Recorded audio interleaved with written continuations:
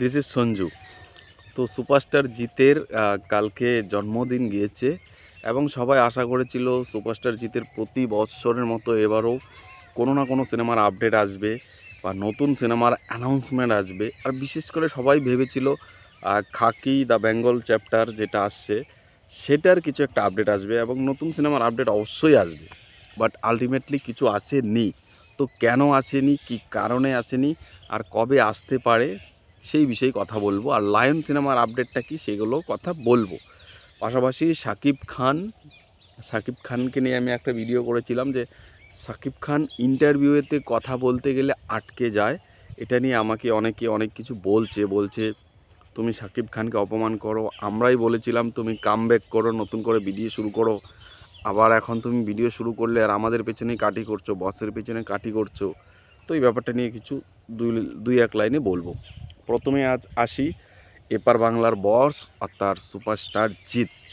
দেখুন, জিৎ তার প্রতি বছরের জন্মদিনে কোনো না কোনো আপডেট দেয়, সেটা আমরা সবাই জানি। সত্যি বলতে আপডেট মিস করে না, বাট এবার আনফর্চুনেটলি কোনো আপডেট আসেনি। এবং যারা বসেছিল যে খাকি বেঙ্গল চ্যাপ্টার থেকে কোনো না কোনো আপডেট আসবেই এবং কি বলে লায়ন, বাংলাদেশের লায়ন সিনেমা থেকে কোনো আপডেট আসবেই। দেখুন, খাকি বেঙ্গল চ্যাপ্টার যেটা রয়েছে, কাকি 2, ওটা দেখুন একটা বলিউড প্রজেক্ট, নেটফ্লিক্সের প্রজেক্ট। সেখানে জিৎ অ্যানাউন্সমেন্ট করে দিতে পারে না, ওখান থেকে অফিসিয়ালি অ্যানাউন্সমেন্ট আসবে আর জিৎ এটার জন্য অপেক্ষা করতে হবে।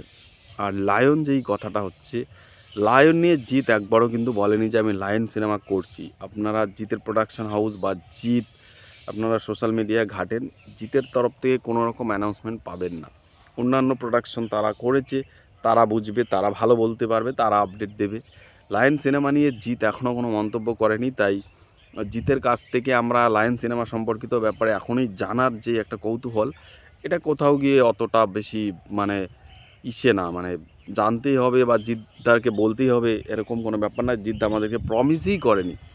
এবার রইল নতুন অ্যানাউন্সমেন্ট। হ্যাঁ, এখান থেকে একটা আক্ষেপ থাকতে পারে যে জিৎ প্রত্যেক বছর তার জন্মদিনে নতুন কোনো আপডেট দেয়, মানে নতুন সিনেমার অ্যানাউন্সমেন্ট করে, আর এবার করেনি, ফ্যান্সরা হতাশ। এটা হতেই পারে, এটাতে আমি সহমত যে কোনো একটা নতুন সিনেমার অ্যানাউন্সমেন্ট দিতে পারতো, বাট দেয়নি।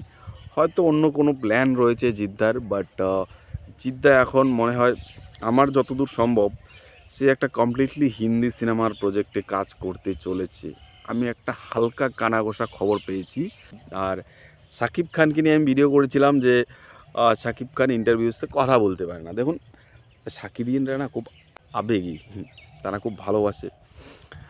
ব্যাপার হলো দেখুন, শাকিব খান অরিজিনালি মেগাস্টার, এমনিতে এতদিন থেকে ইন্ডাস্ট্রিতে কাজ করছে না, অনেক বড় স্টার, মানে বাংলাদেশের বিরাট বড় সুপারস্টার। তো সেখান থেকে দাঁড়িয়ে তার স্মার্টনেস, তার কথা বলা, এইসব ধরন নিয়ে লোকে কথা তুলবে, এটা সাধারণ ব্যাপার। আর অবশ্যই শাকিব খান, অনেকে বলছে দাদা শাকিব খানের পুরনো ইন্টারভিউগুলো দেখো, অনেক গুছিয়ে কথা বলে। তো আমি খুঁজে খুঁজে একটা পুরনো ইন্টারভিউ পেলাম, একদমই কোমল বয়স, খুব ছোট বয়স, দেখলাম খুব সুন্দরভাবে গুছিয়ে কথা বলছে। মানে কোনো অহংকার ছিল না, কোনো সুপারস্টারের তকমা ছিল না, একদম নর্মালভাবে কথা বলছিল এবং ভালো কথা বলছিল। কিন্তু আজকে যখন সে বড় সুপারস্টার হয়ে গেছে, কথার মধ্যে একটা ভাব আনার চেষ্টা করে, আর একটু ইংলিশটা বেশি বলার চেষ্টা করে, যার জন্য এরকম কথা। That's great.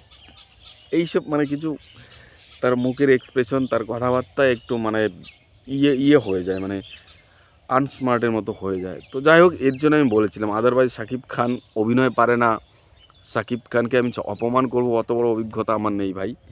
কোথায় শাকিব খান আর কোথায় আমি, এটা কি হয় সম্ভব? শাকিব খানের সিকিউরিটি গার্ডের যোগ্যতাও আমরা হতে পারবো না, তো অত বড় কথা আমি বলতেও পারবো না। শাকিব খান অলওয়েজ গ্রেট, ভালো অভিনেতা, আরও এগিয়ে যাক। বাট ওটাই ইন্টারভিউস মিডিয়া যে ফেস করে বা মিডিয়ার যে ইন্টারভিউগুলো, এগুলোতে আরও গুছিয়ে কথা বলা উচিত। এটা আমি আগেও বলেছি, এখনও বললাম। বাকি আপনাদের কী মতামত কমেন্টে জানাবেন। টাটা।